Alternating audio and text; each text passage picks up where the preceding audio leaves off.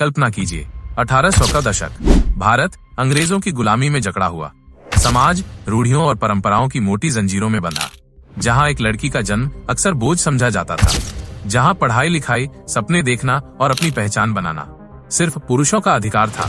ऐसी ही एक दुनिया में एक छोटी सी बच्ची ने आंखें खोली, एक ऐसी बच्ची जिसे शायद खुद भी नहीं पता था कि उसका जन्म एक क्रांति लाने के लिए हुआ है, एक ऐसी क्रांति जो सिर्फ भारत ही नहीं बल्कि पूरी दुनिया को चौंका देगी। ये कहानी है एक नामुमकिन से लगते ख्वाब को हकीकत में बदलने की। ये कहानी है उस महिला की जिसने डॉक्टर बनने का सपना देखा जब महिला डॉक्टर शब्द का कोई वजूद ही नहीं था।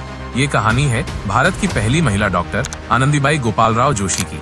उनकी एक ऐसी अनसुनी गाथा जिसे जानकर आपके रोंगटे खड़े हो जाएंगे। बने रहिए हमारे साथ, क्योंकि आज हम आपको ले चलेंगे उस दौर में जहां एक 9 साल की दुल्हन से लेकर एक अंतर्राष्ट्रीय नायिका बनने तक का सफर तय किया गया। यमुना से आनंदी का सफर, बचपन और एक अनूठा विवाह। हमारी कहानी शुरू होती है 31 मार्च 1865 को महाराष्ट्र के कल्याण शहर में। यहाँ एक रूढ़िवादी चित्पावन ब्राह्मण परिवार में एक बच्ची का जन्म हुआ। उसका नाम रखा गया यमुना।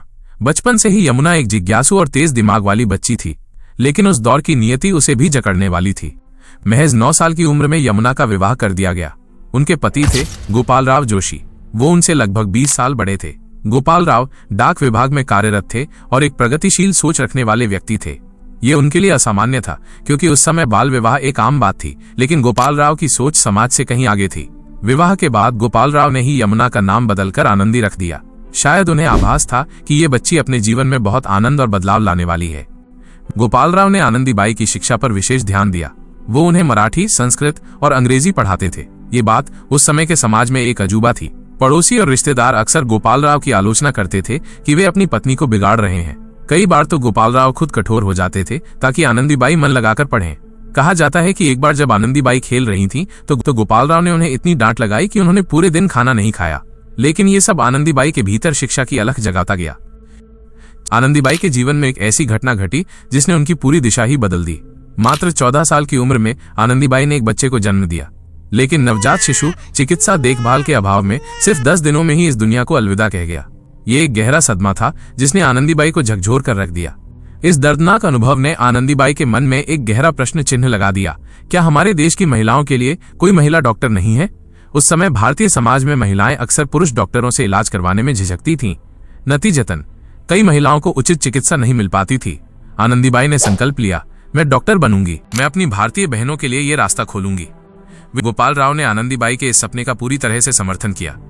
यह एक ऐसा सपना था जो उस दौर के लिए न केवल असंभव था बल्कि अविश्वसनीय भी था। उन्होंने तय किया कि आनंदीबाई को पश्चिमी चिकित्सा का अध्ययन करने के लिए विदेश जाना होगा। ये एक बहुत बड़ा निर्णय था जिसमें उन्हें समाज के भारी विरोध का सामना करना पड़ा। गोपालराव ने अमेरिका के एक मिशनरी रेवरेंड वाइल्डर को एक पत्र लिखा जिसमें आनंदीबाई के डॉक्टर बनने की इच्छा व्यक्त की और सहायता मांगी। उनका पत्र मिशनरी रिव्यू में छपा और अमेरिका की एक महिला थियोडीसिया कारपेंटर ने इसे पढ़ा। थियोडीसिया ने आनंदीबाई की कहानी से प्रभावित होकर उन्हें अपने घर रहने और मदद करने की पेशकश की। इतना बड़ा कदम था कि गोपालराव ने कलकत्ता रामपुर कॉलेज हॉल में एक सार्वजनिक सभा का आयोजन किया। वहां आनंदीबाई ने खुद भाषण दिया। उन्होंने स्पष्ट किया कि वो सिर्फ एक डॉक्टर बनकर भारतीय महिलाओं की सेवा करना चाहती हैं और उनका धर्म परिवर्तन का कोई इरादा नहीं है। ये भाषण इतना प्रभावशाली था कि कई लोगों ने उन्हें समर्थन देना शुरू कर दिया, लेकिन विरोध भी कम नहीं था। लोगों ने उन्हें विधर्मी कहा और सामाजिक बहिष्कार की धमकी भी दी। आखिरकार 1883 में आनंदीबाई अपने पति गोपालराव के साथ अमेरिका के लिए रवाना हुई। ये एक लंबी और थका देने वाली यात्रा थी। फिलाडेल्फिया पहुंचकर उन्होंने प्रतिष्ठित महिला मेडिकल कॉलेज ऑफ पेंसिल्वेनिया में दाखिला लिया। ये कॉलेज विशेष रूप से महिलाओं को चिकित्सा में प्रशिक्षित करने के लिए स्थापित किया गया था और ये अपने समय से कहीं आगे था। आनंदीबाई के लिए अमेरिका में जीवन आसान नहीं था। भारत के गर्म मौसम से आकर उन्हें पेंसिल्वेनिया की कड़ाके की सर्दी झेलनी पड़ी। अमेरिकी भोजन उनके लिए नया और मुश्किल था, लेकिन उनकी ज्ञान की भूख इन सभी बाधाओं से कहीं ज्यादा थी। उन्होंने अपनी पढ़ाई में खुद को पूरी तरह झोंक दिया। वो रात रात भर जागकर पढ़ती थी। धीरे धीरे उनका स्वास्थ्य बिगड़ने लगा। उन्हें लगातार खांसी रहती थी और बुखार भी आता था। उन्हें तपेदिक ट्यूबरक्यूलोसिस हो गया था, जो उस समय एक जानलेवा बीमारी थी। कॉलेज के डॉक्टरों ने उन्हें आराम करने और भारत लौटने की सलाह दी, लेकिन आनंदीबाई ने इनकार कर दिया। उनका एक ही लक्ष्य था, डॉक्टर बनना। तमाम शारीरिक कष्टों के बावजूद आनंदीबाई ने अपनी पढ़ाई जारी रखी। उन्होंने 1886 में अपनी मेडिकल डिग्री प्राप्त की। ये न केवल उनके लिए बल्कि पूरे भारत और विश्व इतिहास के लिए एक ऐतिहासिक क्षण था। उन्हें डॉक्टर ऑफ मेडिसिन की उपाधि मिली। वो भारत की पहली महिला डॉक्टर बन चुकी थी। उनकी इस उपलब्धि पर स्वयं ब्रिटेन की महारानी विक्टोरिया ने उन्हें बधाई संदेश भेजा। ये संदेश उनके साहस, समर्पण और भारत की नारी शक्ति का प्रतीक था। डिग्री हासिल करने के बाद आनंदीबाई भारत लौट आईं। मुंबई, तत्कालीन बॉम्बे और पुणे में उनका भव्य स्वागत हुआ। हजारों की भीड़ उन्हें देखने और उनके सम्मान में उमड़ पड़ी थी। वो एक राष्ट्रीय नायिका बन चुकी थी। उनकी कहानी ने अनगिनत भारतीय महिलाओं को प्रेरित किया। उन्हें कोल्हापुर के अल्बर्ट एडवर्ड अस्पताल में महिला वार्ड की प्रभारी चिकित्सक नियुक्त किया गया। आनंदीबाई ने उत्साह के साथ काम करना शुरू किया। वो अपनी भारतीय बहनों की सेवा करने के अपने सपने को पूरा कर रही थी। उन्होंने कई महिलाओं का इलाज किया और उन्हें आधुनिक चिकित्सा का लाभ प्रदान किया। लेकिन नियति को कुछ और ही मंजूर था। अमेरिका में उन्हें लगी बीमारी तपेदिक अब अपने सबसे भयावह रूप में आ चुकी थी। उनका शरीर धीरे धीरे जवाब देने लगा। तमाम प्रयासों के बावजूद उनकी हालत बिगड़ती चली गई। 20 फरवरी 1887 को भारत की इस महान बेटी ने मात्र 21 वर्ष की छोटी सी आयु में अंतिम सांस ली। पुणे में उनके घर पर ही उन्होंने इस दुनिया को अलविदा कह दिया। ये एक गहरा सदमा था, न केवल उनके परिवार के लिए बल्कि पूरे देश के लिए।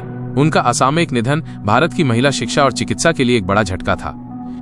आनंदीबाई जोशी का जीवन भले ही छोटा रहा हो, लेकिन उनकी विरासत अमर है। उन्होंने सिर्फ एक डिग्री हासिल नहीं की, बल्कि भारतीय महिलाओं के लिए संभावनाओं के एक नए द्वार खोले। वो एक अकेली महिला थीं, जिन्होंने एक पूरे देश को सपना देखने की हिम्मत दी।